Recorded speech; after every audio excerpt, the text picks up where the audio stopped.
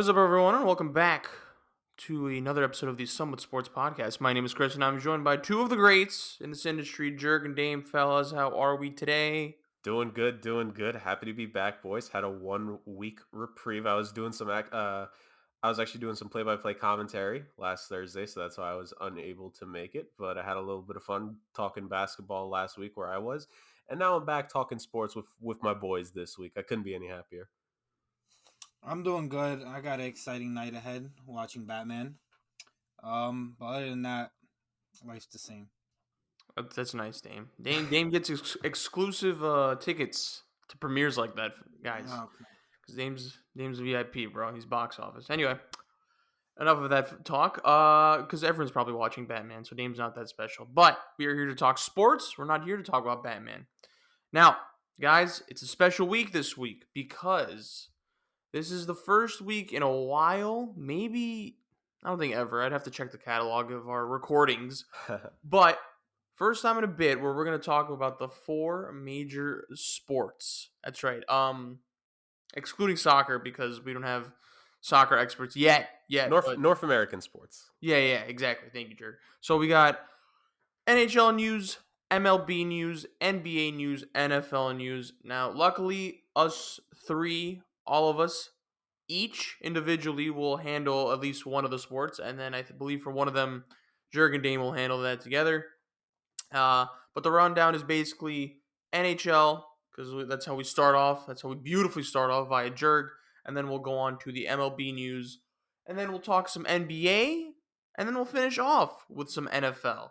So that's the rundown. That's the order. I'm just a nice guy. I like to give the fans the order. So, if they want to skip, go forward, or go backward, who knows? Whatever they want to do, I'm giving them that luxury. So, and I'm gonna have to timestamp this. So just a lot of work ahead. So as always, Jurg, we start off with the best. We start off with you. NHL news. You said you had something for us. Talk to us.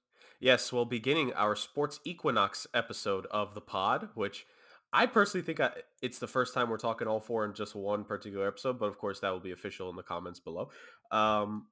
Let's get things started. So, as I've spoken about semi recently, the NHL trade deadline is coming very quickly. It is towards the end of March. It's a little bit later in the season than the NBA one usually is, and I think this could shape up to be hopefully entertaining trade deadline. I don't know necessarily names being traded, but I know for certain like teams could get pretty active here, whether it's buying or selling. So with me, and I'll probably continue this in future weeks with the other side of things. I have with me a list of 6 teams, 3 in the East and 3 in the West, that I think should go out and make a move and be buyers at the trade deadline. And of course, after the trade deadline in and of itself passes, going to do some heavy conversation about it on the show.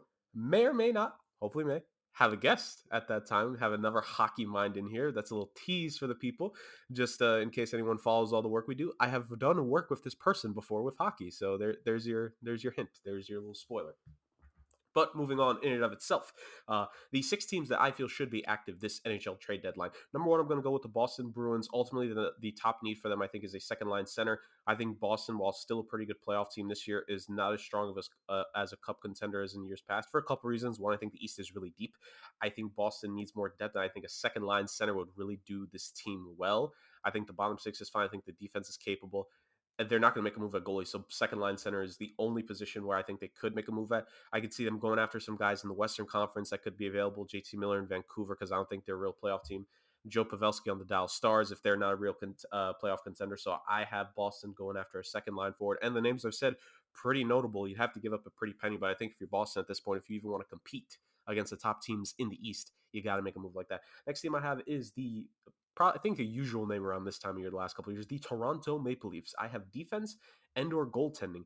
The goaltending for the Maple Leafs hasn't been as strong in the most recent month and a half of the season. So far, both of the Leafs goalies are struggling. That's making a lot of people bring up the question on if they could go after the goalie position. Will they, will they won't? I don't know if they will. I think them going after defense is a little bit more realistic. They've been tied to a lot of blue liners this year, from Ben Toronto, Montreal, to Josh Manson in Anaheim. Maybe even go for a bigger swing in Hampus Lindholm.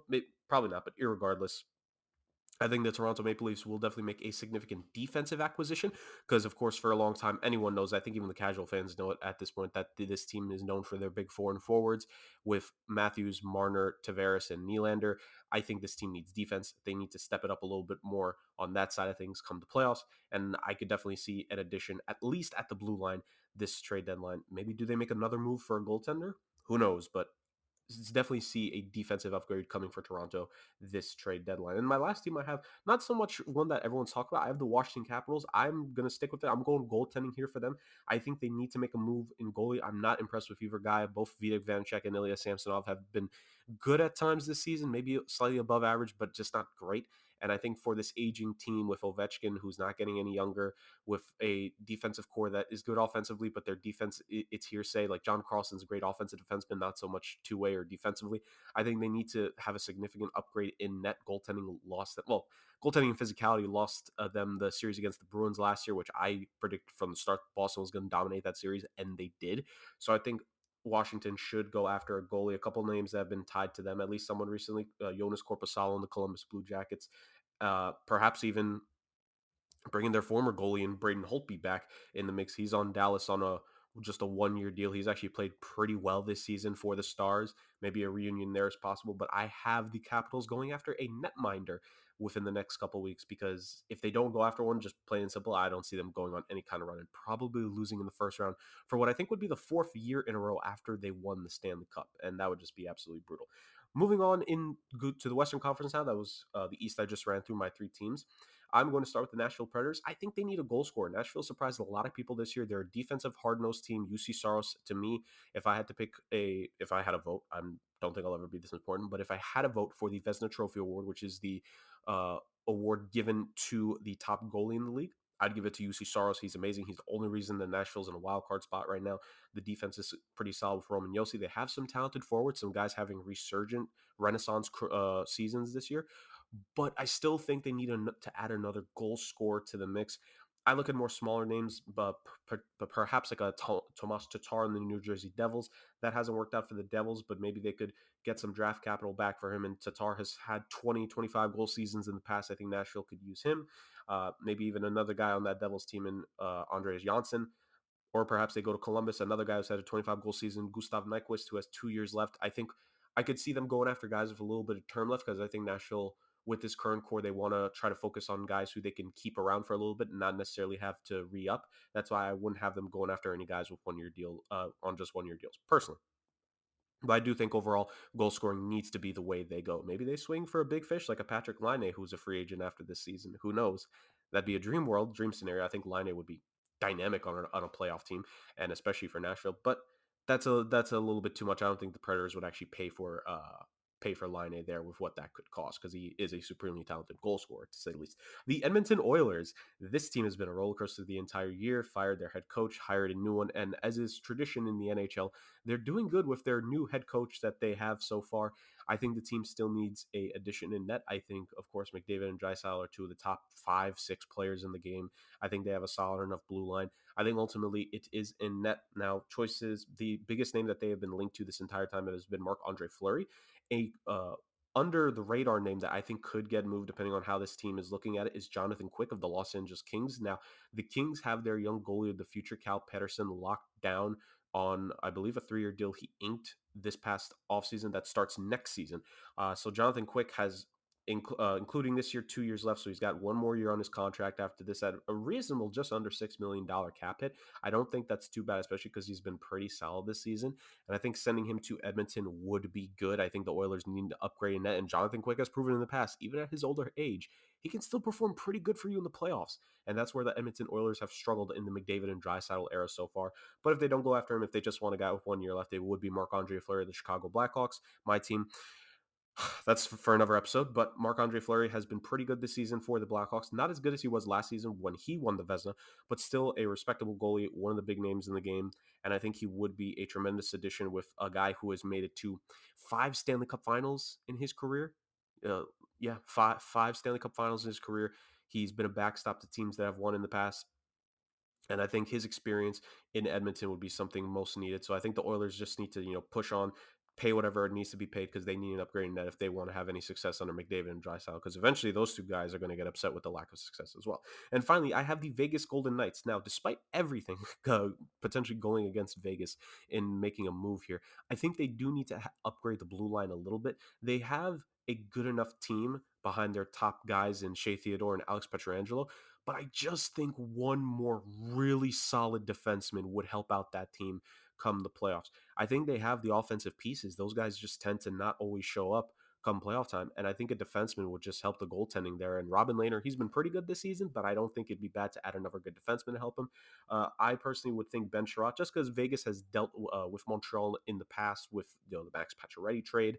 I think a deal with Montreal here could be realistic. I don't think Montreal is going to get the first rounder that they want out of Ben Sherratt, but I still think they could get a second round potentially in the future, which would be nice. Sherratt's only on a 1-year deal, so that means Vegas doesn't have to worry about the cap long term, and they can try to renegotiate something new this summer, which I think is the flexibility they would need, because I do see a piece or two on that team coming off the squad this upcoming summer. But of course, that's for a future episode. But yeah, I have Vegas going after the blue line. They want to try to win the Stanley Cup, and what's been the formula the last, I want to say, half decade, even longer in the NHL? Got to have a good blue line. My Blackhawks in 2015 being a prime example of that.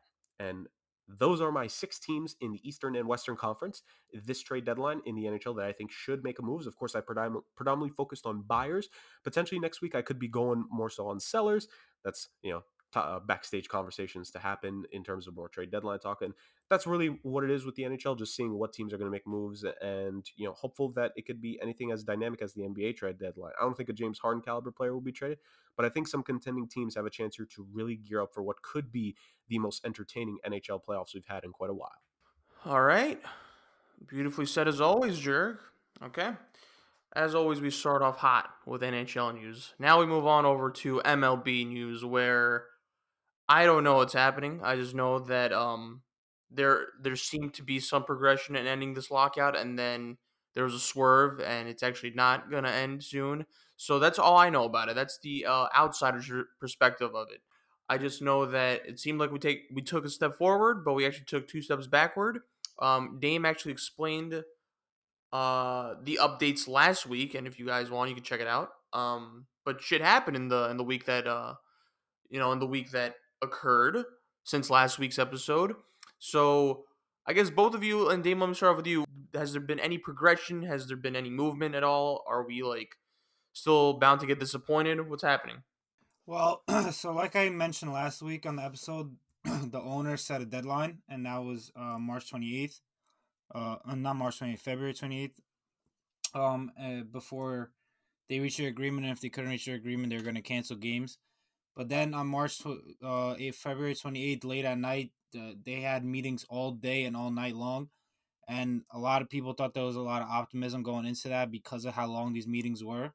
And a lot of the reportings were that they might actually reach an agreement. And then the owners decided to delay the deadline another day because they thought that maybe they could actually get a deal done. They were pretty close. But what ended up happening is they pushed it the next day to March 1st at 5 p.m. And everyone went to it. The meetings the day before were like till like 2 a.m. in the morning. So obviously everyone was tired. So they're like, let's reconvene tomorrow. So they did, and they came in on March 1st, and the player side said that the deal was never really close the night before. They just wanted more time, obviously, and that's why they asked to get it pushed. And that it was mostly just the owners saying that they were pretty close, and there was a lot of optimism. So then, when a deal wasn't reached at the end of the day, they could just blame it on the players, and that's why I believe happened, because when you saw what the owners' offer was compared to the players, like, it's still not close. And I mentioned how it wasn't close and how I predicted that agreement wouldn't be reached because of how far away they were on very key issues. So now, Rob Manfred, the worst possible commissioner in all sports history ever, has decided to cancel the first 2 series of the MLB season, which is absolutely horrible for the sport, for fans, for players. Like, it's terrible and then he thought this was a whole joke. He was laughing throughout the entire press conference. Like, he's like I said, I really don't think there's ever been a commissioner that's been worse than him. They haven't met yet since the cancellation of games. I know today the head of the owners association and the head of the players association, the head negotiators of each side, kind of met one-on-one to discuss where the negotiations are going to go further, but nothing really concrete. No like proposals sent back and forth. Just to quickly go over what they're still really far on is the collective bargaining tax, the competitive balance tax. I mentioned numbers last week. The MLB did go up to 220 million, but the Players Association is at 238 million, with the owners kind of staying around that number for the next 6 years and ending at 230, while the Players Association starts at $238 million and ends at 263. So it's kind of a big difference there.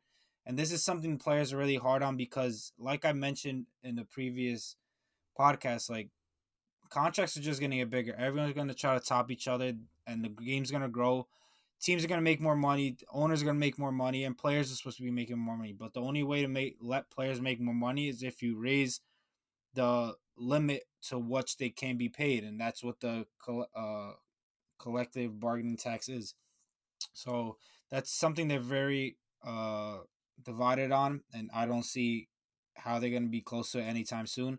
Something good though, some progress is the minimum contract. The Players Association wants $725,000 as the minimum, and the owners went all the way up to 700,000. I think that's something the players definitely should have agreed on. They didn't agree on it. They're still standing at 725. The owners went up a lot. I think the minimum before was like 550 or 575. So that's almost a $200,000 pay increase for the minimum amount. So I think that's progress there, and I think that's something the players should definitely cave in on. But the collective bargaining tax and the pre-arbitration bonus is kind of hard to explain, but it's basically if young players obviously don't get paid a lot when they first start out for the first couple of years, and they get paid based on how they do. So if they do good, their salary goes up, and then it keeps going up based on how they're doing. What the pre-arbitration bonus pool is basically a pool that it's given to each team, and they have to give that out to young players based on how they're doing. So the better they do, the more they can get from this pool. This is something that's never been implemented, but this is something the players union wanted to put in because really how these young players are getting paid is kind of ridiculous. Like a couple years ago when Pete Alonso was winning the home run derby, he won more in the home run derby as a prize than he was paid for the entire year from the Mets. And that's not like it's not like a Mets thing. It's just the way the MLB is set up in their salaries.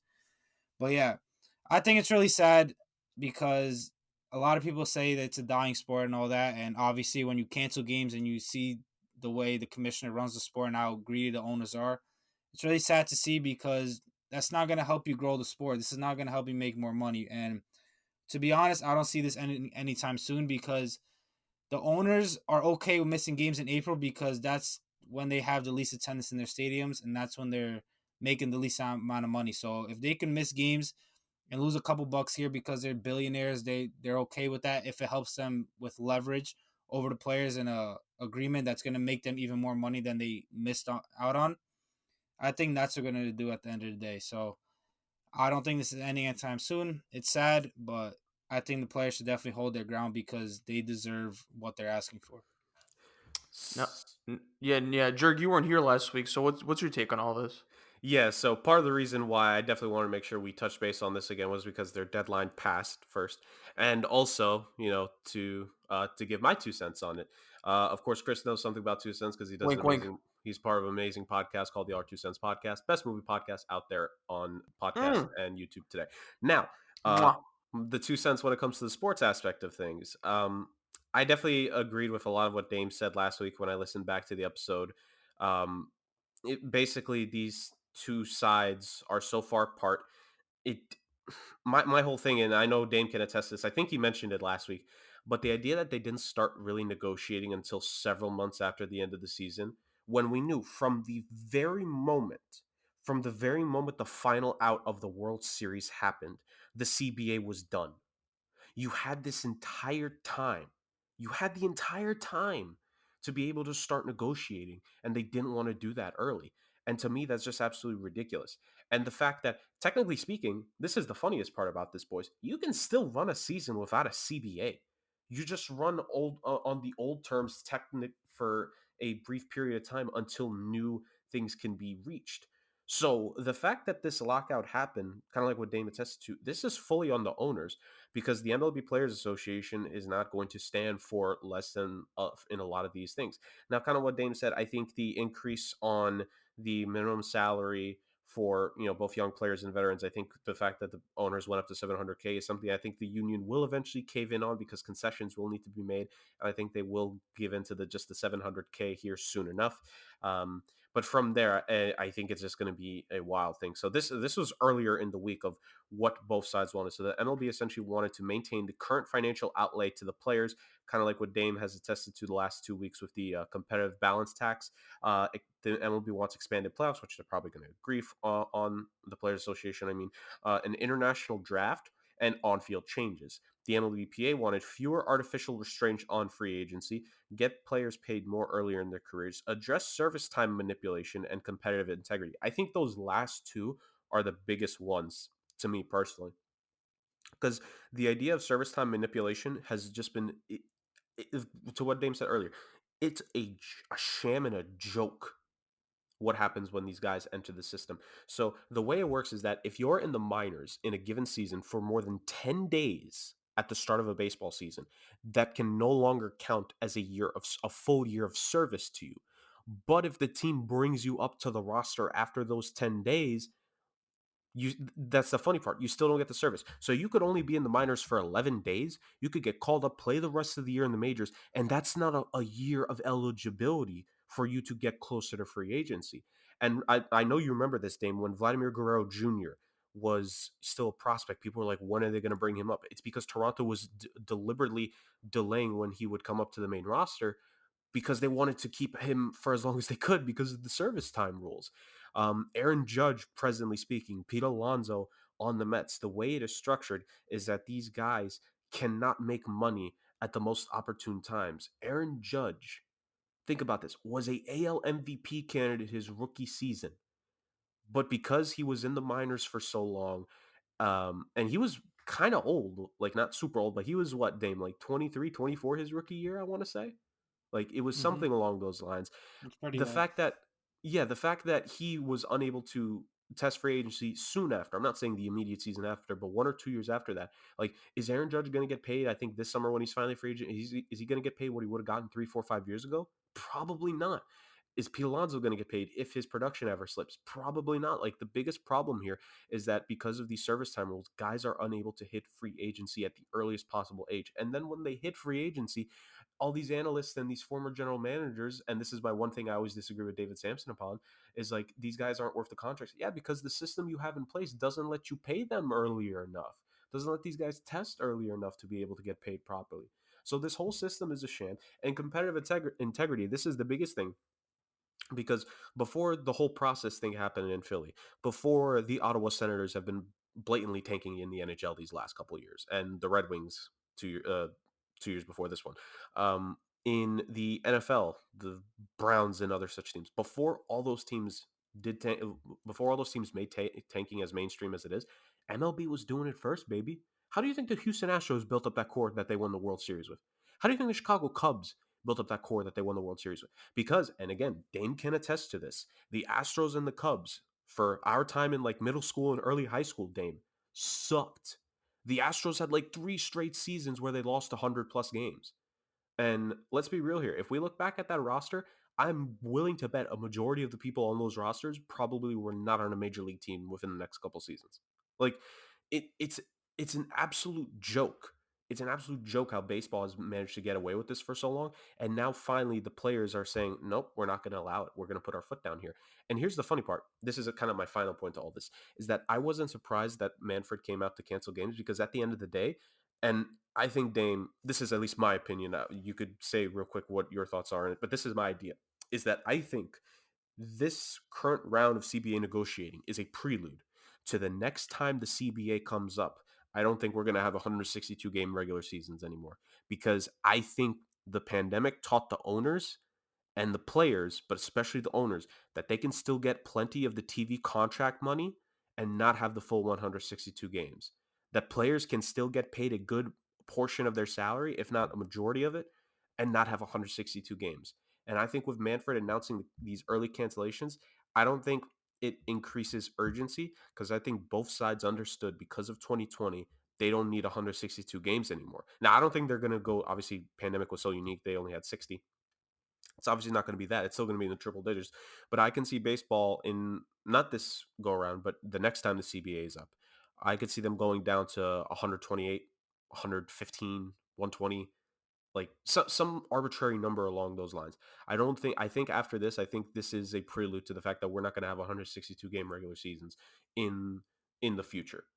That's my biggest takeaway from this, because obviously nobody cares about starting the season on time for a reason. Because if they really cared, if it was so important that they always hold up baseball to be, they would have made sure to get this done. But they haven't, because they don't care, because they know they're still going to get their money. They just have to play at least triple digits this year, or even 90 to 95. Like, they don't give a damn. That's the biggest thing. The owners do not care. And if for some reason sports fans have been blind to it the whole time because they love siding with ownership and teams, this is your example. The owners do not care about you as a fan. They do not care. They want all the money to them, not to the players who are the reason we watch in the first place. It's an absolute joke, and I'm not surprised it's gotten to this point. Yeah, I mean, you said everything. I agree with, like, though. I just think this is all on the owners, and it's their greed that's really gonna hurt the game as a whole, and then really hurt the fans at the end of the day because they're not able to watch their favorite teams play or go to the games too.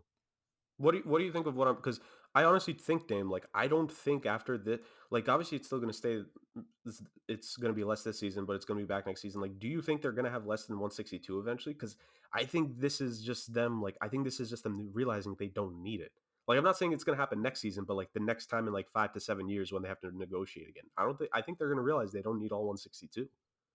It's gonna be hard for me to see that because of the money that can be made. Because regardless, I know, like I mentioned, how they're okay with cutting games because they have the lowest attendance in April, but that's just because it would be a negotiation, like, kind of tactic where they can have the advantage over players because they're asking for more games with the expanded playoffs. Like, they want more games, more playoff games, more meaningful games, so they can make more money. And that, so it's gonna be hard for me to see them going off 162. um, but yeah, I think expand. I don't like expanded playoffs either. I don't like adding games. I think they're good where they're at, but anything that makes the owners money, I think they're gonna go for. So at the end of the day, if cutting games makes them money, they'll go for it. If adding games makes them more money, that's what they'll push for. All right. Okay. Any final departing comments before we move on? Baseball's dead. Hmm. Yep. Okay. All right. I didn't want And it there's back. that. Beautifully said as always. All right, let's move on over to NBA world. Let's move on from that depressing side of baseball into, I guess, exciting times for basketball because the playoffs are around the corner. As we're into the last 20 games of the season. And fellas, I'm kind of excited because I love NBA playoff basketball, and I'm shot with the regular season at this point. I kind of just want to see meaningful games, even though there's some parity. It looks like, to an extent, but there was not much NBA news to talk about. So the route we took was that I was called upon to talk about some actual legitimate contenders in my eyes and also pretenders in my eyes. So what I'm going to do is that I'm going to say two teams, one from the East, one from the West, that are pretenders, and then one team from the East, one team from the West, two teams that are contenders. So, fellas, I'm going to tell that to the boys, and they're going to tell me what they think. If they agree, if they disagree, I'm sure they won't disagree. I'm sure they'll agree. But, fellas, where do you want me to start off at? Pretenders or contenders? Let's pretenders, right, Dame? Yeah. Yeah. Okay, East or West? Let's go with East. Let's go with East. Okay. I got a good feeling here. All right, well, this is I have to preface this by saying I've eaten shit with this team so far. I'm willing to give them their flowers because they have superseded my expectations to an extent. Um, but I still have my reservations. For my first pretender of the East, I'm gonna go with the Chicago Bulls. Now, I've caught a lot of flack because I did not think they would be this good in the regular season. I had them, I think, 8th place before the season started because I thought the fit with DeMar and Zach LaVine would be suspect. But it turns out it's a pretty good fit, and DeMar DeRozan's playing out of his mind. So You guys could all shit on me. That's fine. I know Bulls fans, bask in this glory for now. However, and you know what? I want to give, to the defense of the Bulls, they've been hit with injuries. Lonzo's out, Caruso's out, Patrick Williams is out. I don't know when Patrick Williams will be back. He might be out for the whole season, or he might come back towards the tail end of the season. I don't know. It depends, because I know he was out it was reported that he'd be out for the season, whereas Lonzo and Caruso had timetables of coming back. They're, I think, slated to come back earlier. Now, I don't see the Bulls making it far in the playoffs. Now, I could be wrong. Of course, I could always be wrong. Bulls full strength, I know people would be like, well, when they're fully healthy, they're going to be a problem. Sure. Now, I'm looking at the Bulls record right now. They're 39-23, second in the East, fellas. Second in the East.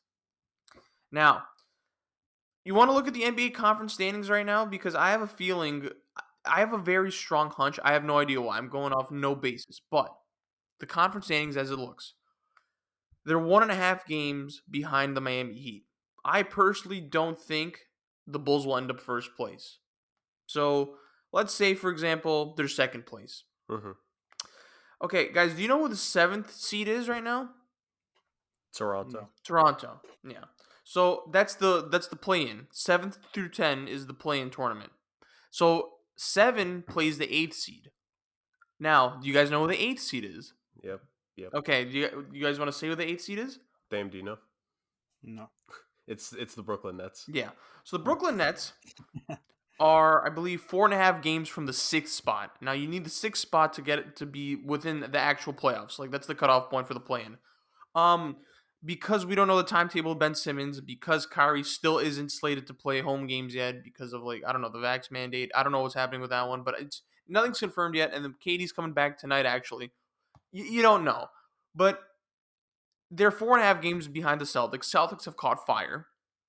They're actually 5th place because the Cavs and the Celtics are actually tied record-wise. It's going to be a little bit of an uphill climb for the Nets to kind of move to 6th place. They're more than capable of it, but let's just say they stay in 8th place. So Raptors would play the Nets in the first play-in game. What I think we could all agree, we'll go Nets on that one, which means 7th place, 2nd seed. I think the Bulls are going to be stuck in the 2nd seed, actually. Possibility that they won't, because they could also move down, or they can move up. I don't think they're going to move up. I think the Heat are actually going to stay in the 1st seed. But say if the Bulls stay at the 2nd seed and they play the Nets in the 7th, first round, I'm taking the Nets in 5. That's what. And then if you go to if it's Bulls moving back to the 3rd seed and they play, for example, the Celtics or even the Cavaliers, I don't think that's a walk in the park. I think the Celtics have picked it up. The Cavs, I think, are a little bit more beatable, but like the East has so much parity at this point where I just don't think it's an easy matchup for anyone. Now, I look at the East, I think there are 4 contenders. It's the Heat, it's the Sixers, it's the Bucks, and it's the Nets. Nets when they're fully healthy, of course. Yeah. I do not put the Bulls in that echelon. I do not think the Bulls can beat those 4 teams in a playoff series. So if the Bulls make it to the semifinals, congrats. But like you're gonna have to play one of those 4 teams next. Who's guarding Joel Embiid on the Bulls? Vucevic? That's not happening. Stop it. That's a joke. The Heat, I could put 3 players on DeMar DeRozan. He'll be neutralized. And again, DeMar DeRozan's having a great regular season. I've seen this story before. We'll see what happens when he gets to the playoffs. He could prove me wrong. I don't think it will. Again, if he meets a team like the Heat, I think we're just going to see the same old story. If they play the Bucks, who's guarding Giannis? I think it's going to be a different story when it comes to the NBA playoffs. Now, they'll have Lonzo, they'll have Caruso, but I think the inexperience factor is going to play a part into this. Like Vucevic, I guess he has been to the playoffs, but like it's like a fake playoff run. Like he's always been with the Magic, won one game.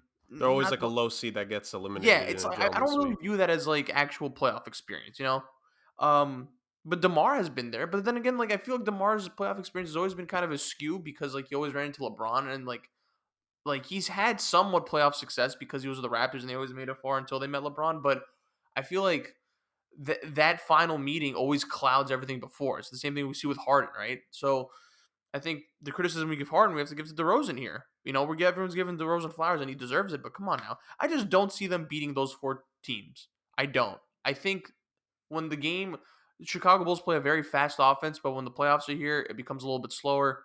Half court offense is the primary, play style. And what's the one knock on Lonzo? He's not a half court offense type of facilitator, type of playmaker, and it'll be his first time in the playoffs. So, and again, they're gonna have to like recuperate because there's been so many injuries.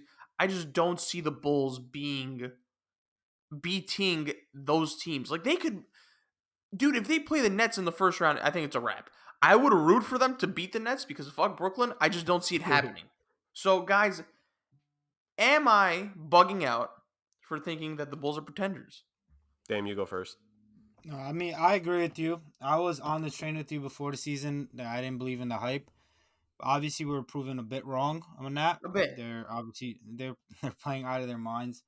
DeRozan's obviously MVP candidate. We didn't expect that. And they're all meshing really well, something that I definitely didn't expect. I thought the chemistry was going to be a problem, and that's why I didn't think they were going to be that good.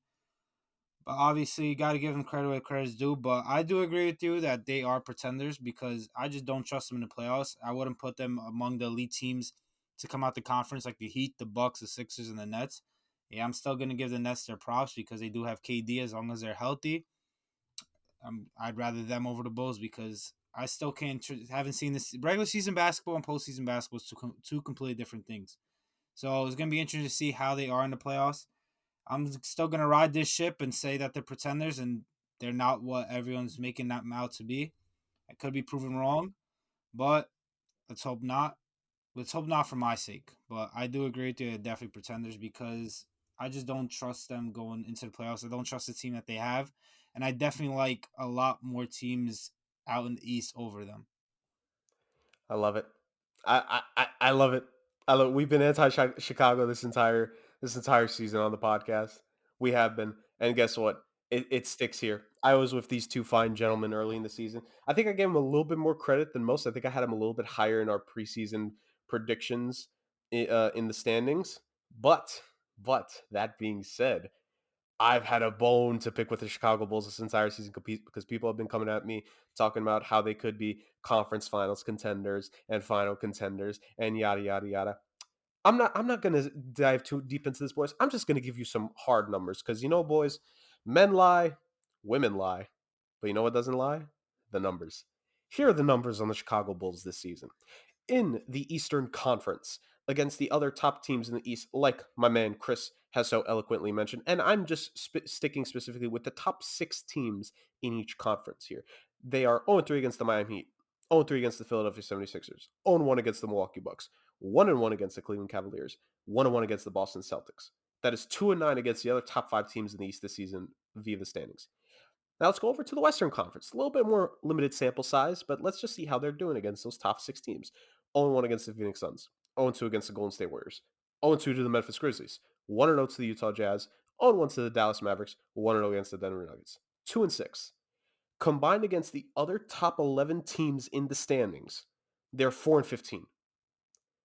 Now, if you want me to say, oh, Jurgen, you're not being fair. Some of those teams they've only played one game with. Okay, I'll take off the Suns loss. I'll take off the Bucks loss. You know what else I'll do? I'll take out the Jazz loss. I'll take out the Denver. I'll take out the Denver win. Take out the Utah win. Then they'd be 2-13. This team cannot beat the real teams. And yes, I know to Dame's point, I do agree regular season versus postseason is different, but this is a near 20 game sample size. That is a quarter of the season. So you're saying again, in a quarter of the season against the teams that matter the most, the teams that they will have to face in the playoffs, at least 2 of those teams they're going to face from the East. And if they somehow make the finals, they're going to face one of those Western Conference teams, 4-15. So, no, this is not a real contender. Could they beat a lower seeded team? Yes. If they face Toronto or like whoever else is the 9th or 10th, the Bulls walk in the park. If they face the Cavs, I agree with you, Chris. It wouldn't be easy, but I would still favor the Bulls. I would still take the Yeah. Bulls, and maybe against Boston. That's still kind of up in the air because Boston's been playing well. But against the Heat, the 76ers, or the Bucks, no.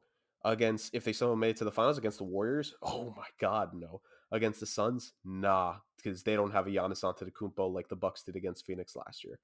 Even against Denver, if Jamal Murray is back and he's Oh, actually we'll playing talk well at about that them. point, no, but I'm just saying, like against the real teams, I don't take the Bulls against any of those real teams. Matter I of agree. fact, I agree. It's just you're on if the you money. give these Bulls fans truth serum, and I'm gonna just verbatim here. They're not beating the Nets. I don't even think I'm comfortable picking them if like it was just KD. Like I don't think the Bulls could beat the Nets if it's just I don't KD. think so either. Like get the hell out. Like and it'll be I think Zach Levine's first playoff series, and like I don't want to like discredit him. And look, they're gonna be they have offensive weapons. I need to see it. I'll believe it when I see it. They But don't have defense. That's the thing. they Like don't have that either. And like the playoffs where like the tempo's a bit slowed down, like that's a disadvantage for them. Again, we could be wrong. I just don't see it. But again, truth serum. Can you beat the Nets? No.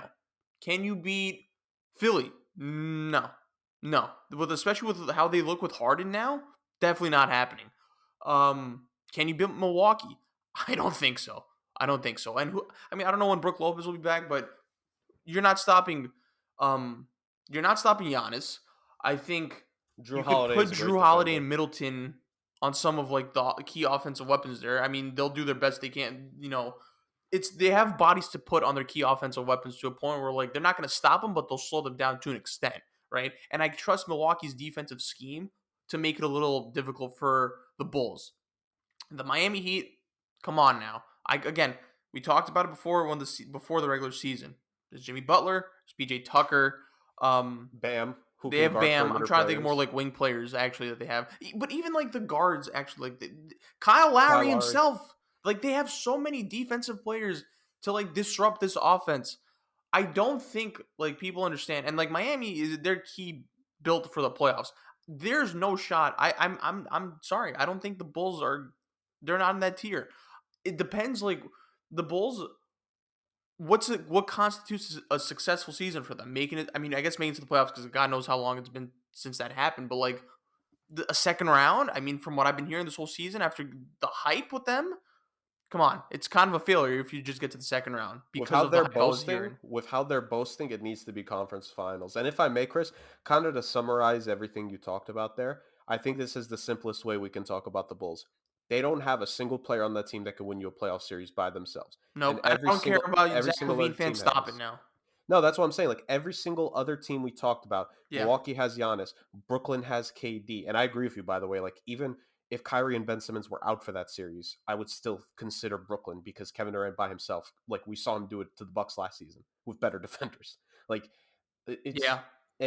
Philly has Harden and Embiid. Like th- Chicago does not have a guy to win you the playoff series, and the only guy they have with legitimate playoff experience, we haven't seen him in the playoffs in so many years. The last time we saw him, he played fine with San Antonio in a first round loss, It's but still underwhelming. yeah, like it's nothing special about this team come the playoffs. That's why, and like I hate the stigma. I hate the fact that I have such PTSD with DeMar DeRozan because I can't appreciate what he's been doing in the regular season. Because I'm like, well, it's like that's great and all, but like you know what the end game is. You're at that point of your career where like the ends justify the means here, and I mean that's my fault, But like I don't know, like DeMar is a great guy. He's never been like my favorite player. I've never been huge on him, but he's always been like like he seems like a decent guy, likable around the league. Again, and also like we talked about the Titan teams. I think Cleveland because of their inexperience, that'd be like an inexperience factor. But like, who do I trust more? I guess I trust the Bulls' weapons more over the Cavs' weapons more. Even though I kind of like the structure of the Cavs team a lot more than the Bulls, but regardless, I would take the Bulls. The Celtics, that's not going to be a breeze. That's not going to be a breeze because I think Tatum's the best player. If that's a series, I think Tatum's the best player on the court. Contrary to like what DeMar's been doing, like I know DeMar fans be like, "What are you talking about?" I think Tatum's better than DeMar DeRozan. Who would I take in a playoff series? I mean, who would you guys take in a playoff series? Like, who do you trust more, Tatum or DeMar? Tatum. Damian? Tatum. Tatum. There we go. And then like you have your Jalen Browns, Marcus Smart. I feel like the roster for the Celtics. Trust Jalen Brown over DeMar in the playoffs. That's Honestly, actually a like good point. I don't want to. Yeah, I don't want to go that far into the I, hot I takes. will. I'll gladly do it. All right. But yeah, I mean, thank you. Like the Celtics look really effing good, and Robert Williams is a standout gem. Look, all I'm saying is that Bulls are pretenders. We just gave our reasons.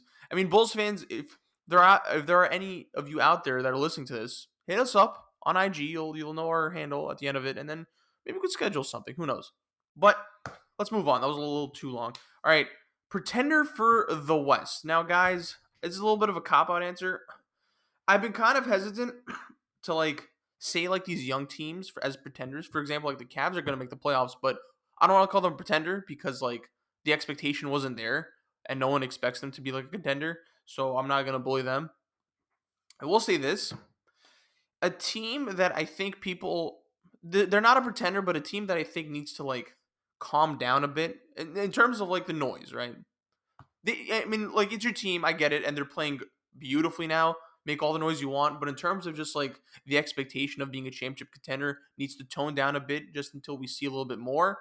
The Memphis Grizzlies. I think the Memphis Grizzlies are a great. They're not a pretender. I'm not saying they're the pretender, but I'm just saying I'm seeing championships like expectations from like I'm not where I'm excluding ESPN garbage, but like I'm seeing like a lot of stuff on social media. It's like possible chip contenders. I'm like, what? The Grizzlies? I know John Morant's playing out of his mind, but like, guys, calm down. Like you won one playoff game last year, and they've been playing phenomenally. But like, I need to just see a little bit more before like we accentuate them into like the superstardom of the NBA elites. A game no one wanted them to win, by the way, because the Warriors are who they beat in that play-in, and we didn't get to see Steph try to upset Utah in round one. It's just, guys, I think we need to tone it down a bit with the Like, I love the Grizzlies. I really like John Moran, and I think I think they're gonna be contenders like 2 years down the line. I don't know. I just don't know where I think a lot of people are the prisoner of the moment, and like the expectations have skyrocketed because of how great Ja is. And Dylan Brooks has been injured. I'll give him that. So when he comes back, they'll be even more deeper. But I do not think they're. I don't think they could beat the elites of the West quite yet. I don't think they're there. I could be wrong, of course, but can they beat Golden State fully healthy? I don't think so. Phoenix? No. Denver? I mean, Denver fully healthy. I don't even know about that. But like, I don't know. I don't want to pick on the Grizzlies, but I just think people gotta like tone that down a bit. I don't want to take away from the moment because they have been playing really well, so I want people to enjoy it. But just like, let's take it easy a bit. I just want a little bit more humbleness. That's all I want. But in terms of pretenders, it's a cop out answer. I know it seemed like I was saying the Grizzlies. It's not. It's the Utah Jazz. The Utah Jazz are 39-22, fourth in the West. It seems like record wise and how many games they're in front of the fifth seed and how many games they're behind from like the first through third seeds. I feel like they're keyed in on the fourth seed. Maybe even they could slide down to the fifth, but I just think they're locked to the fourth seed. However, it's the same story all the time with the Jazz. I don't think they're gonna there's a possibility they get bounced in the first round. If they play Luka and the Mavs, well, like that's not a walk in the park. I think Luka's itching to get out of that first round. You're going to be playing with one of the best players in the world who is going to come for your throat. And I think the Mavs are a little bit better after this Porzingis trade. That's not going to be easy. I think they go either way. Now, if they play Denver and Murray's back and Porter Jr.'s back, yo, bro, Utah's bouncing quick in that first round, which I think everyone will be happy about, especially us Knicks fans, because Donovan Mitchell, he'll request a trade eventually. This will just accelerate the process, guys. We know the story. I love Donovan Mitchell. It sucks that he has to be there, but like if the Jazz lose again, it's the same old story, same narrative. Rudy Gobert will get slandered, and I love Mike Conley too, but like, and Joe Ingles is not there anymore. They have Nickeil Alexander-Walker, but like, he's not, I don't think he's like a legitimate piece to like, help in the playoffs quite yet. I love him for the future, but not now. Guys, I don't know. I think it's going to be the same old story until I'm proven wrong. I just don't think I'm going to be proven wrong because like, there's a possibility these dudes don't come out of the first round. They could likely get out of the first round unless they play Denver. If they play Mavericks, I'll give them more of a chance. But second round, who are you going to play? Like, I don't think they could beat Memphis. I don't think they could beat Phoenix. I don't think they'd beat Golden State. You know who they can't beat? The Talk to me. Lakers. That's a good point. You know what, Dame? Thank you for bringing that up. I don't think they'll play the Lakers because of the seedings, but like the Lakers somehow suck against the whole league, but not the Jazz. You're right. You're right, Dame. That's a good point. If the Jazz somehow became the number 2 seed and the Lakers will get to the play-in and win the 7th seed, I would love that so much. I promise you that's what the Lakers want. They definitely want to see the Jazz because they they've beaten them in the regular season a couple times already. They definitely have the confidence to do that. But like, And there's the Lakers are so like out of the range for the I no, I 7th. think know, I know. if I may, just to help speed this up, I think I could speak for Dame as well. We agree with you. Donovan Mitchell is a great scorer. He's a great player, but I You can just only do don't so think much. he can only do so much. I'll give this because I've been critical of Donovan Mitchell in the past, but he has improved his shooting. He's improved his playmaking. I will give him props. I think the rest of that team is what fails him now. Especially like there was no reason to trade Joe Ingles, who's a reliable shooter for this team. I don't care what the situation is.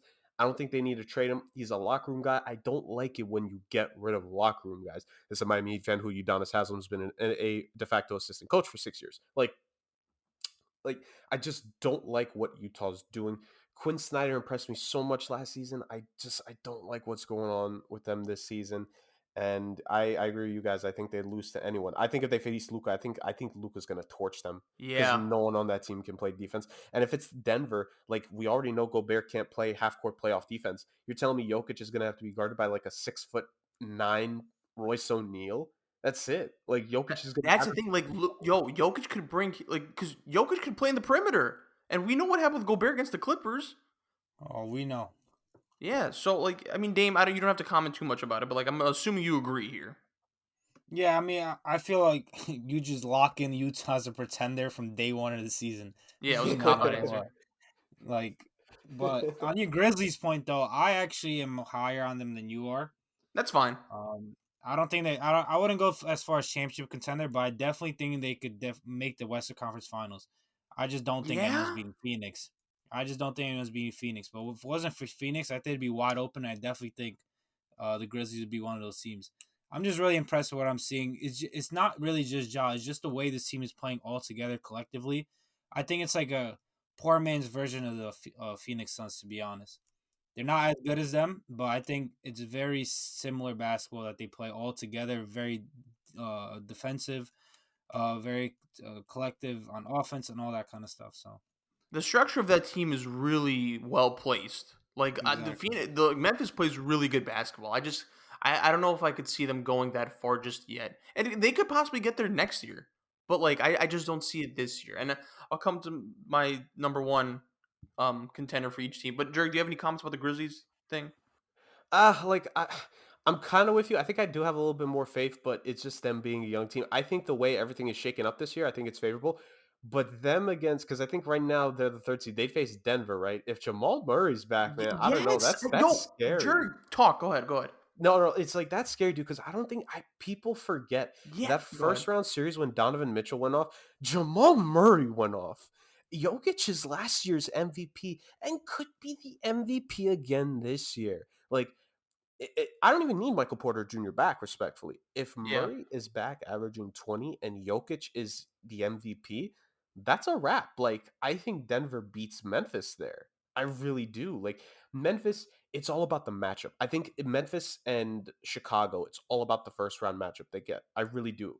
And it's crazy to me. It really is. All due respect to Ja, because I've loved him since day one, but I man, you're telling me he's going to go up against that team? Those veterans, that's a real veteran experience playoff team? I don't know, man. I Yeah, don't know. and I don't mean to turn this into like an NBA playoffs talk, but people are really sleeping on the Nuggets because when they're fully healthy, I think they can compete with anyone.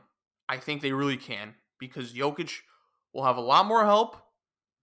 There'll be another offensive. There'll be two offensive threats beside him, full like guns blazing. I could put the Nuggets against anyone when they're fully healthy.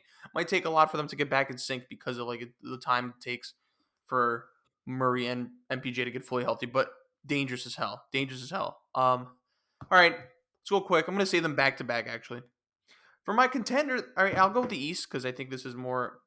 I don't know. They might be both hot takes because the amount of disrespect I've been seeing lately. For the East, I have the Miami Heat. I've seen a lot of people kind of write off the Miami Heat for some reason because they don't have, I guess, like Jurg said, the Giannis or the James Harden or the Wow, why am I blanking out right now in terms of who's for Embiid. the Embiid? No, but like, and the Kevin Durant's basically. The Heat have like an all-encompassing team. Like it's a very equal team. Like yeah, there's Jimmy Butler and the Kyle Lowry's, but I think that team is tailor-made for the playoffs. I think the defense will just put anyone in Rikers, put anyone in Guantanamo Bay. I think the reason you have PJ Tucker is to slow down the KDs, to slow down the James Hardens. And then I think they have so many versatile options that could just pick up the load whenever. You have Jimmy Butler to be the main guy. You have Kyle Lowry who's done this shit, who's won a championship. So he has obviously that experience. Bam is Bam. Bam's probably one of the most underrated players in the league at this point. Defensive player of the year. I agree. And Tyler Hero off the bench playing really well. Gabe Vincent's playing really well. I think this team is just tailor-made for the playoffs. They're, in my opinion, the best defensive team in the league, eye test-wise. I don't know the stats, but like eye test-wise, I think they have so many options that the offense will be balanced out as well. I think they're deep on the bench there. Victor Oladipo is coming back. Now, granted, we don't know how he's going to play, but I think that's the team that could just really match up with anyone. I think they're going to create a nightmare for the Nets. I mean, I'm hoping the Heat play the Nets in the first round because that'll be. I think I'll put the Heat in that. I'll take the Heat in that series. I don't know if Jurg is willing to like have that fear in the first round so quick, but I just think this team is tailor made for war. They're built for trench warfare, and I think that's what you need for the playoffs. And I think you need that type of play style. So I think a lot of people like they put the Bucks, and I know the Miami Heat had a bad loss against the Bucks last night, but I think Eric Spoelstra and all of them, they'll recoup for the playoffs. They'll be ready. But they talk about the Bucks, they talk about the Sixers, they talk about the Nets. I'm like, I think that he can match up with any of those teams. I don't understand the disrespect at this point. But that's it for the contender in the East. For the West, I'm gonna be straight up, guys. I know Phoenix is an easy one, and Phoenix is rightfully the main choice. Well, the Golden State Warriors. I know they've been really sus lately, and I think Steph has taken a little bit of a back step, but I do think Steph has had an increased role in scoring and facilitating with Draymond being out for so long, and with Clay kind of being in and out of the lineup. I think when healthy, and Iguodala's also out. I know Iguodala's older, but he's definitely an integral part to a team like the Warriors, especially in the playoffs. So I think when that team is fully healthy, I think they're coming out the West. Personally, I think they can come out the West when they're fully healthy. They know what it takes. I understand everyone's not the same as they were like 3 years ago, but they looked really good when everyone was kind of in sync, when everyone was kind of healthy. But I think with Kuminga kind of exploding, with Poole having some more experience, who knows when Wiseman will be getting back? I'm not going to put that expectation on him, but I think with Draymond coming back, Steph won't have that many like playmaking duties, so he can just focus on the offense. And I think Steph will get back to form. Clay, I think, obviously helps a lot. And Iguodala being there to have like another, kind of wing defender to guard in the key moments of games. That team, I think, is going to be the team to beat when fully healthy. And I think that's the team that could challenge Phoenix. I think that'll be an even keeled like Western Conference Finals if that is the matchup. So those are my two teams. Jurg, let me start off with you. What do you think? And then Dame, you could rebound. I love the Heat selection. I'm saying this right now. If Bam doesn't win Defensive Player of the Year and Eric You Spoelstra won't doesn't win, probably, bro. You just know at and if this point. Spo doesn't win Coach of the Year, I swear to fucking God, I will find these NBA voters, and there's going to be problems here because there is no reason this season. Eric Spoelstra has done everything you've asked of him in his entire coaching career. He led a team to a 60-plus win season and a championship. He led a team with 10 wins midway through the season to 40 wins to end off the year. And now he's taking a team that no one, like, people talk about expectations. I didn't hear a single mofo in the world say Miami should have been a top 3 seed going into the season. That's a quote I unquote did. expert. No, you guys are different. You guys are smart. I'm talking about the experts that are quote unquote the quote unquote experts that are paid to do this stuff on TV.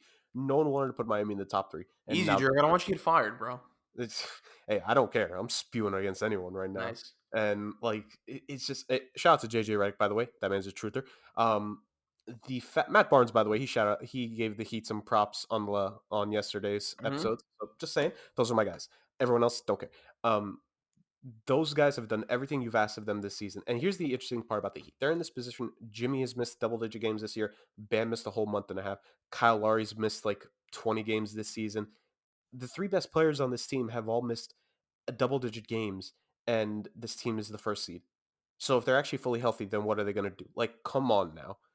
Yes, they're real contenders. They're the only team without a bona fide superstar MVP candidate who could realistically beat the Nets, the 76ers, or the or the Bucks. Ugh, the Bulls. Ugh. The Bulls can't do that. The Cavs can't do that. Boston maybe could. I'll consider Boston a little bit, but Miami has the team structure to be able to do that. If they don't, they don't. But as of now, They should. And again, if Spo ain't coach of the year and Femi DPOY, it's going to be issues. If Rudy Gobert, Gobert. Gobert, yep. God, no, don't even say that guy's name. Thank you, Dame. Now, with your Western pick, I agree. I just think the thing is, like you said, Clay being in and out, Draymond being out. Like, it's hard, man, because the young guys that Golden State were kind of hoping to bring along slowly, it's been rough. Moses Moody has been up and down between the main roster and the G League this year. Kuminga, he's had some good games, but then he has quiet times. Wiseman's been injured the whole year. Like, it's really inconsistent with them right now. But if you just give them time to rest, I'm sure they'll be fine. Like, I just think the thing with Golden State is that I think they should do their best to maintain the second or the third seed. Because if they face against Phoenix in round two, I think that's going to be a tough series Yeah. where even if they win in seven, I think the team they face in the Western Conference Finals is licking their chops because I think to have to deal with Phoenix in round two, that's just difficult. So if I'm Golden State, I'm really trying my best to hold on. And to be fair, they do have some distance in both second and like in second. And even if they drop down to third, I think they still have the advantage there. But at the same time, like just do what you can to maintain that position. But I agree. I think those are two really good teams there for your contenders. So I'm gonna agree with the Heat. I do think, like you said, they're built for the playoffs. It's kind of opposite of like what I think of the Bulls. I think they're really built for regular season. It's kind of what you've seen with the Raptors past few years of LeBron's reign in the East and the Hawks and stuff like that. But with the Heat, you kind of know that they're going to be an extremely dangerous team in the playoffs, no matter what seeding they are. They could be the 1 seed, they could be the 10 seed. It doesn't matter. It's the number one team that teams aren't going to want to face going into it, whether it's the Bucks or the Nets or the Sixers. No one's going to want to play them. And when you go to the West, I'm not high in the Warriors like you are. Obviously, they've been struggling late, and it's clear and obvious it's because Draymond's not playing. And we all know that how important Draymond is to that team, and I think he's honestly the most important. He's obviously not the best, like that's Steph. Clay's even better than him, but we all know Draymond's the most important player on that team, and I'm sure if it was the playoffs he'd be playing right now. He's probably just coasting until the playoffs he could be 100% healthy, but I don't know. I just feel like this team has extremely hard time scoring when they double team Steph or kind of take him out the game. And even then, like Steph just hasn't been shooting the ball particularly well, and that doesn't come with Draymond. If I get the wins and stuff and playmaking for others, but his own shooting, that's on him. Like Draymond doesn't shoot the ball for him. So I see why you would say the Warriors are coming out the West, but I just don't see it. I think there's a couple other teams that are definitely better than them, and teams I would trust more than I do the Warriors. That's cool. That's cool. That's why this show exists. It's for conversation. But we'll get more into this as the NBA playoffs get closer, and we'll make our predictions. But guys, that was too long of a segment. I apologize. We move on over to the NFL world. Dame, how about you lead us into this one? What are we talking about? What do you got for us? So a big news story going into this NFL offseason is the quarterbacks that could be on the move or are going to be in a lot of rumors to be on the move. You kind of saw it starting last offseason and throughout this regular season. So what we're going to do is going to name off a few quarterbacks and we're going to discuss where we think they're going to end up. Okay. All right. So first quarterback that you want to talk about. Talk to me. I just start Aaron Rodgers. Or you want to end with him? Jurg, what do you think? I think we start with Rodgers because I think we're all in agreement on that Okay. one. At least I think we are. All right. Dame, All right, start us off. all right. I think that Aaron Rodgers is going to stay in Green Bay. Oh, never mind. That's boring. It's a change of events the past couple of weeks. Just the reports I've been seeing and stuff, and this could obviously change in a week. But as of right now, I think he's going to stay with the Green Bay Packers. I think there's a bit of momentum leaning towards that. Probably just seeing all the situations around the league and how he probably doesn't have a better situation than he does in Green Bay. I know the GM came out and said that the goal is to re-sign him, Adams, and Darius Smith. I think that's going to be hard to do. But I think him and the GM of the Packers and Aaron Rodgers and Matt LaFleur are all going to meet together, and I think they're going to come to a resolution and help Rodgers have a voice with that organization. And I think once they offered to make him the highest paid quarterback in the entire league, I think that's definitely going to help as well. So obviously surprising, but as of right now, this could change in a week, like I said. But I think Aaron Rodgers is going to stay in Green Bay. Wow.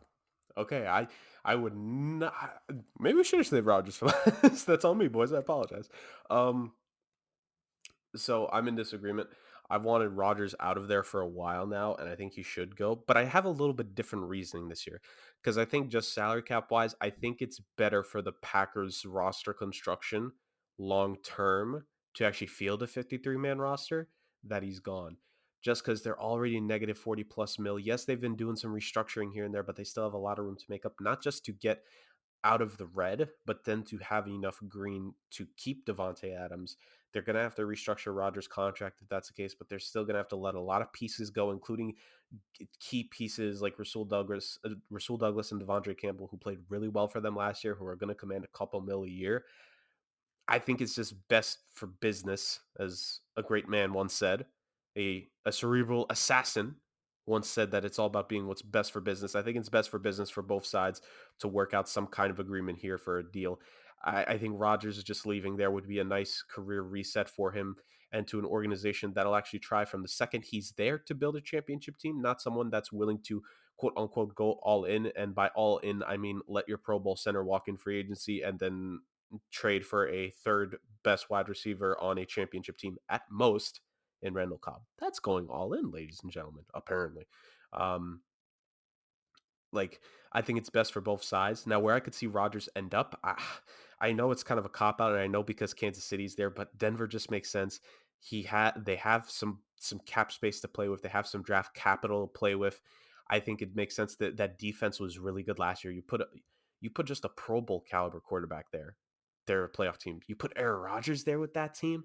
I think Patrick Mahomes and the Chiefs after this season, and they could lose a couple pieces as well, think you're making them start to sweat a little bit if you'd make that move. So I think Rodgers to Denver would make sense. It's a coach that he knows. He can make those guys look even better. Better. Cortland Sutton would look so great. Devontae Adams is a free agent, by the way. Like if the Packers just choose not to keep both of them, because there are reports saying that if they let Rodgers go, then maybe they don't even think about keeping Adams. Because why would Adams want to be there without Rodgers there? Like Denver realistically could actually get both Rodgers and Devontae Adams in house. That'd be wild to say the least. So I just think it's best for both sides at this point if they just part ways. Now, it won't be as ugly as a lot of people thought it would be, but I just think it'll be like it's time to move on. So that's what I think.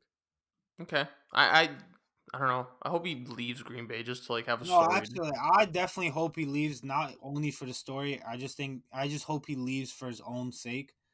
But I don't know, just gut feeling tells me that he's gonna look at all his options. He's gonna meet with the Green Bay staff, and they're gonna offer him basically anything to stay. Because to be honest, if they were impressed with Jordan Love, we would have heard about it, but we haven't. And even when we saw him play, he wasn't good. So I just feel like they're kind of panicking, and they're gonna really cave into what Rodgers wants in order for him to stay.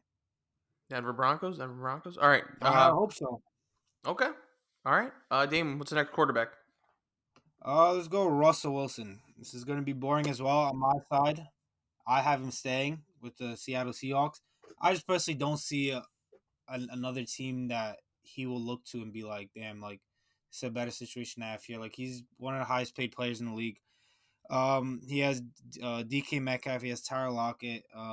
Obviously, our organization is going to give him everything he wants.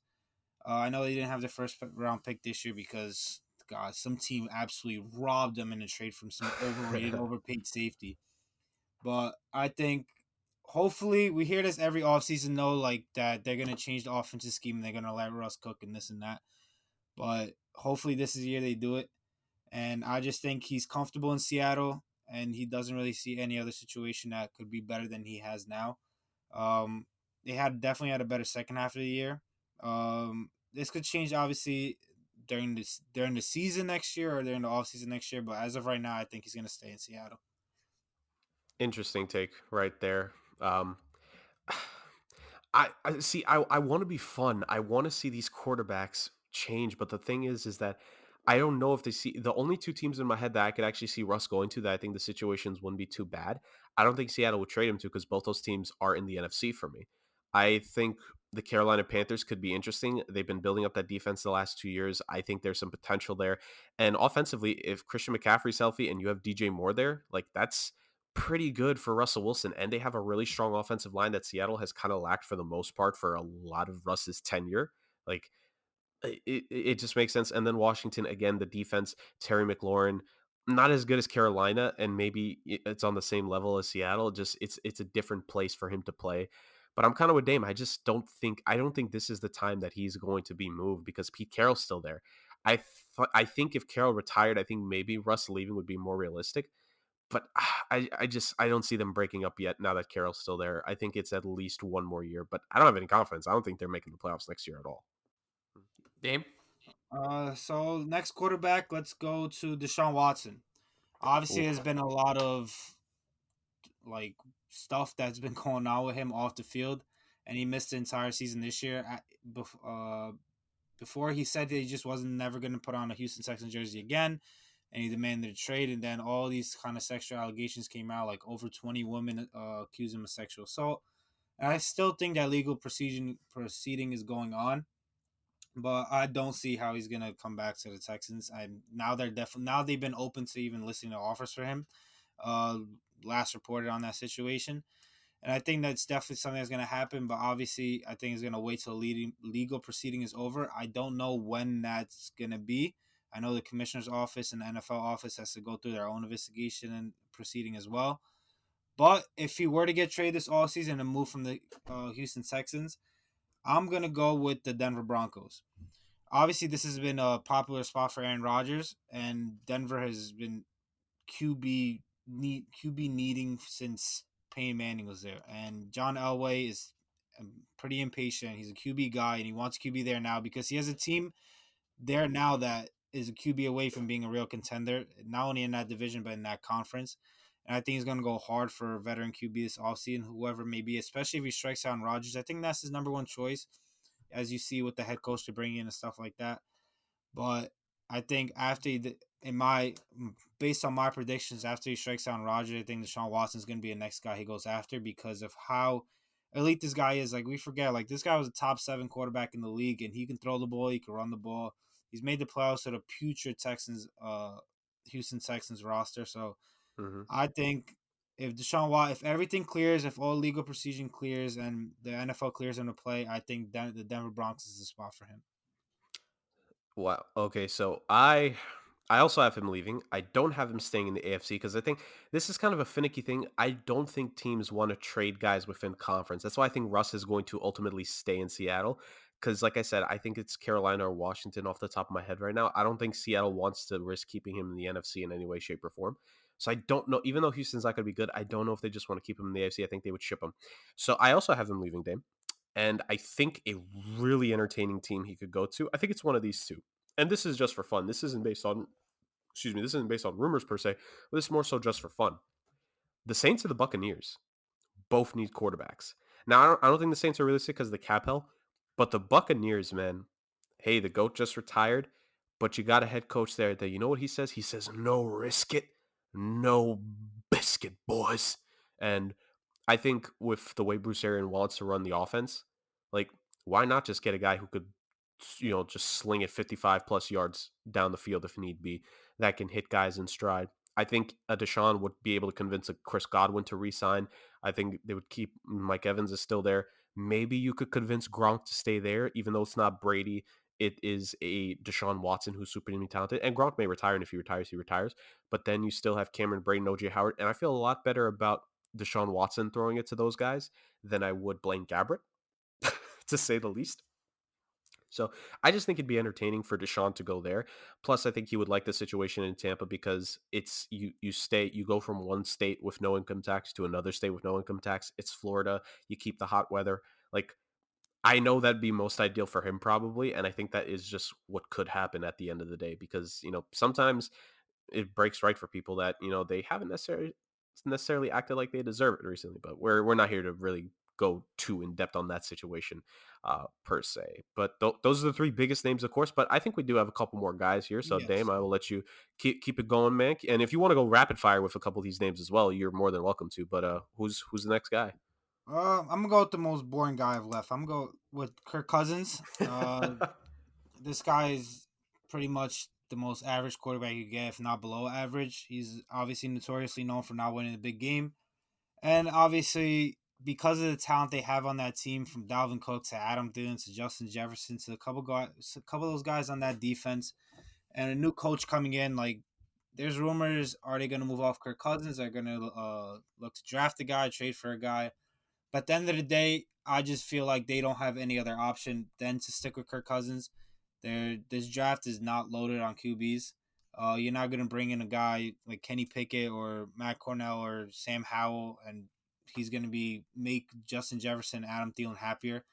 I think Kirk Cousins is better than any of those guys at the moment. And if you want to move on from him next year, you could tank it. You could better QB class and all that. And I think that's the best way for them to go. So because they have no better options, I'm going to stay with Kirk Cousins staying in Minnesota. Yeah, this one will be quick. It's just one more year left on his deal. Yes, it's a $45 million cap, and I think they have to play some math around the rest of the roster. But I don't think extending him is the way to go. I think you should just eat it for next year. I think the Kirk Cousins era in Minnesota it should be over already, but it's about to come to an end. Just live out this one final year. Give the new head coach some like a quarterback so he could test out the rest of the roster, and we go from there. And maybe you just hit in free agency next year. Or if there's like, damn, we're talking about some of these guys staying, like maybe one of these guys can go to Minnesota next season. You never know. So I think Minnesota should just stand pat when they can get that 45 mil off the books properly, and they could go after another quarterback in a year's time. Yeah, I agree. And now going to another guy I think is gonna stay, but you actually hear a lot more talk about him leaving and his future being undecided, and that's Uh, Carson Wentz mm, on the Indianapolis Colts. And this is literally for the same reason as Minnesota Vikings. I just don't think they have a better option. They don't have their first round pick at all this year. It's not that it's not even high enough, but the Philadelphia Eagles have it because of the Carson Wentz trade. And honestly, I think if Aaron Rodgers were to leave, I think the Colts would be a pretty good option for him. Might be even better than the Denver Broncos, in my opinion, because of the run game they have, the offensive line they have, and how they don't require that much out of their quarterback, and of course the defense that they have. So I think if they were to move on for Carson Wentz, it would be because they know a guy like Aaron Rodgers is really eyeing them and could be coming there.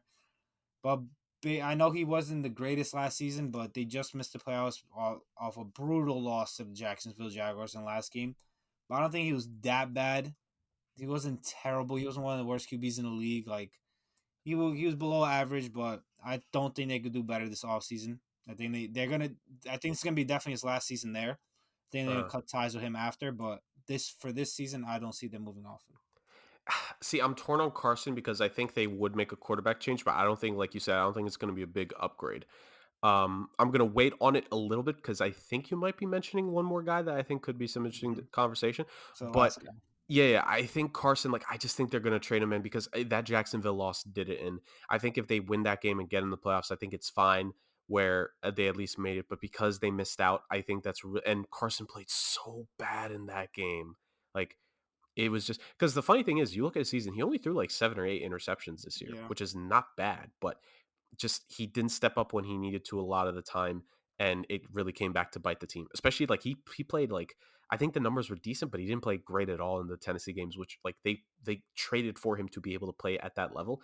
It's just not good. So I have to say Carson Wentz will be traded. I don't have a spot for him because I think just who has enough cap space to take that unless the team really just like maybe the Saints or even Washington. Oh God, because he's better than Taylor Heineke, but just the cap is my only concern, like with Carson Wentz at this point. So, like, I don't have a destination for him, but I don't see him staying in Indy. I think they want to get rid of him. But to the last, I'm assuming he's the last quarterback you have in list Yeah. name. Yeah, I'd save kind of the one that's most likely to get moved out of all the quarterbacks for last. And that's gonna be Jimmy Garoppolo. Hmm. It's pretty much locked and loaded that he's gonna leave. Um, Trey Lance is the guy there now, and he didn't really perform to the standards that he needed to be on the 49ers. It's so many teams he could go to, honestly, and we've named a lot of them. We named the Colts. He go to Vikings, the Broncos, Washington, the Bucks, and the team I'm gonna go with, I think, is gonna be the Bucks. Reason Mm. being is because that roster is ready to win now. Obviously, Tom Brady just left, but they're most likely gonna re-sign Godwin, whether it's a franchise tag or a big contract. Like this team is ready to win now. Mike Evans, Chris Godwin, that defense. I know they might lose Ryan Jensen and another guard left, but they could definitely retool that offensive line, and that defense is obviously re-signed for a couple years now, a few years. So that team is definitely ready to win now. They're not going to be rebuilding anytime soon. They're not going to tear it all down. I think bringing a guy like Jimmy G, who's not, I don't want to say proven winner, but he's been been a good regular season quarterback that's got his teams to the playoffs and been a really good game manager. And I think that's what the Bucs might be looking for right now, instead of a young quarterback to groom and kind of be patient with. And by that time, all your guys that already win now are going to be old and past their prime and might be leaving the team. So I think Jimmy G is the Bucs are a perfect spot for him to go into right now. Not bad, definitely not bad. So assuming they could somehow move on from Carson, I would say actually Jimmy G to the Colts would make sense. You put him on a team that has a good defense, a really great running back or running game, and a couple weapons. He doesn't have that George Kittle weapon, but I think the Colts are decent enough. Like I think some of their pieces played well enough last year. If they can add a wide receiver maybe to that team, Jonathan Taylor is a beast. That defense, maybe another piece or two. I think the defensive backfield in particular. I think the Colts would be interesting to add Jimmy G because I think it just makes sense, and he's not he wouldn't command a lot back per se. Like if you had to give up Carson, you wouldn't get a lot back, but you'd also bring in someone who doesn't like it won't take a lot either. You get like that. That's really what I'm trying to say. Like I think with the Colts, I don't see them going for a big name. You got to go for a more medium name if you make a change, and I think Jimmy G would be the most realistic. Like I think a second and a fourth would be fair for, or even Yeah. a second and a fifth. I think that would be more than enough. And it doesn't need to be this year. You could go into next year because they're not like the Rams and they've traded all their future first. Like they still have draft capital for next year. So I think the 49ers would take a future second at this point for Jimmy G. So I think Jimmy G to the Colts personally would be my pick because for the most part, it's the same kind of structure he has in San Fran. Maybe just not the high end talent in certain spots. But hey, DeForest Buckner's there. That's a former teammate. So Yeah, those are all the quarterbacks I got that could possibly move. I don't think I was missing any. Obviously, a lot can change. The offseason is just beginning now with the NFL Combine. Free agency starts in a few weeks, so we're going to be hearing a lot about these QBs that we named, and maybe a couple QBs are going to be surprisingly moved or in rumors. Yep. What a way to end it on Jimmy G. All right. Well, what an episode. What an episode. We just hit all cylinders via the titans of the industry. And I think that'll do it for this week. Jurg, where can they find us on the socials? you can follow us at SomeWhatSports on Instagram, of course, where we post the polls, YouTube channel updates, of course, about videos, etc., stuff of that sort, with the amazing graphics that get posted on our IG, and of course the amazing background to the YouTube videos if you do watch the YouTube, which we are very thankful for, especially this episode, our Sports Equinox episode. We talked about all four sports. We've done it, boys. Accomplished something. This is a milestone mark for the channel. I'm proud of us today. Oh, yeah. Who knows? Sometimes long episodes actually do better for views. I don't know why. People just want shit to listen to. Hopefully they want to listen to us after this episode just a bit more. So Jurg and Dame, excellent job as always. Like Jurg said, you could check us out on Instagram. We'll be on other platforms soon. Just keep an eye out on our IG. Make some announcements there. Jurg and Dame, thank you as always for steering this ship as masterfully as you guys do. For all the people listening, if you made it this far, God bless you. Thank you. And until next time, peace. Peace.